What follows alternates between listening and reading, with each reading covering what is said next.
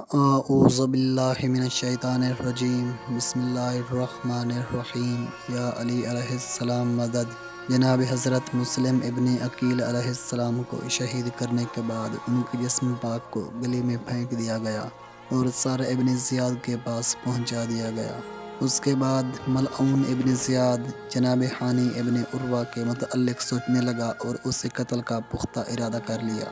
مرحوم مفید نے ارشاد میں لکھا ہے کہ محمد بن اشعث نے کہا، اے امیر لعین، جناب ہانی کا مقام اور مرتبہ و منزلت اشراف اور اشخاص کوفہ میں معروف اور مشہور ہے۔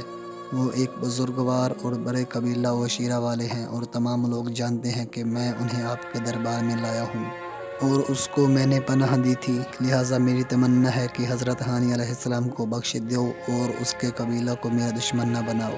ابن زیاد نے وعدہ کیا کہ میں انہیں بخش دوں گا، لیکن بعد میں اس نے وعدے کی خلاف ورزی کی اور حکم دیا کہ حضرت ہانی علیہ السلام کو زندان سے لایا جائے۔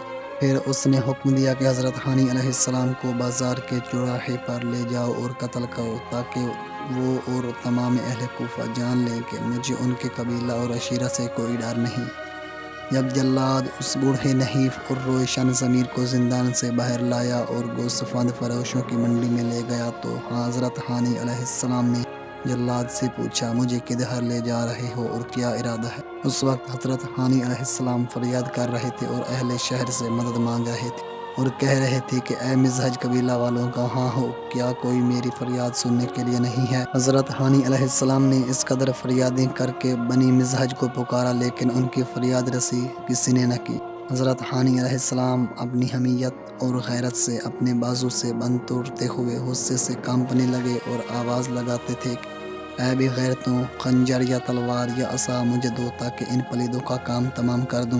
حضرت ہانی علیہ السلام کو چوک میں لانے والے اوباشوں اور بدمعاشوں کے پاس اسلحہ تھا۔ انہوں نے حضرت ہانی علیہ السلام پر حملہ کر کے انہیں پھر گرفتار کر لیا اور بازوؤں کو باندھ کر بازار میں بٹھا دیا۔ ابن زیاد کے ایک بدصورت غلام رشید نے حضرت ہانی علیہ السلام پر تلوار تانی اور حضرت ہانی علیہ السلام کو کہا، اپنی گردن لمبی اور سیدھی کرو تاکہ تلوار سے کاٹ دوں۔ حضرت ہانی علیہ السلام نے کہا، میں اس قدر سخی نہیں ہوں کہ اپنے قتل میں تعاون کروں۔ اس بدصورت غلام نے تلوار چلائی لیکن مقصد حاصل نہ ہو سکا۔ حضرت ہانی علیہ السلام نے قاضی الحاجات کی درگاہ کی طرف توجہ کی اور عرض کیا، الی اللہ المعاد اللہم الی رحمتک و اخواتک۔ اس غلام نے دوسری ضرب لگائی اور انہیں حضرت مسلم ابن عقیل علیہ السلام کے ساتھ ملحق کر دیا اور سر ابن زیاد کے پاس لے گیا۔ پھر حضرت مسلم علیہ السلام اور حضرت ہانی علیہ السلام کے پاؤں میں رسیاں باندھ کر ان کی لاشوں کو تمام گلیوں اور کوچوں میں گھسیٹا گیا۔ جلادوں نے حضرت مسلم علیہ السلام اور حضرت ہانی علیہ السلام کو لوٹ لیا۔ حضرت مسلم علیہ السلام کی تلوار اور زرہ محمد بن اشعث لے گیا، حالانکہ حضرت مسلم علیہ السلام نے وصیت کی تھی کہ تلوار اور زرہ بیچ کر یہ قرض اتارا جائے، لیکن ابن اشعث لعین نے کہا، مقتول کا لباس اور اسلحہ قاتل کا ہو جاتا ہے، اور اگر میں حضرت مسلم علیہ السلام سے جنگ نہ کرتا اور کوئی شخص نہیں تھا جو حضرت مسلم علیہ السلام کو گرفتار کر سکتا، میں نے آل حضرت محمد صلی اللہ علیہ وآلہ وسلم کے شیر کو قتل کیا۔ پھر اس نے زرہ اتاری اور تلوار اٹھائی۔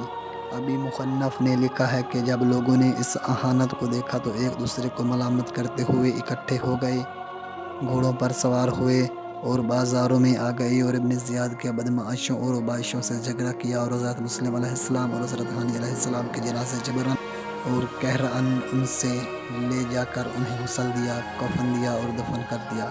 حضرت مسلم بن عقیل علیہ السلام کا خروج 8 ذی الحج کو ہوا اور اسی دن امام علی مقام علیہ السلام نے مکہ چھوڑا اور کوفہ کی طرف روانہ ہو گئے اور 9 ذی الحج کو آپ علیہ السلام کو شہید کیا گیا۔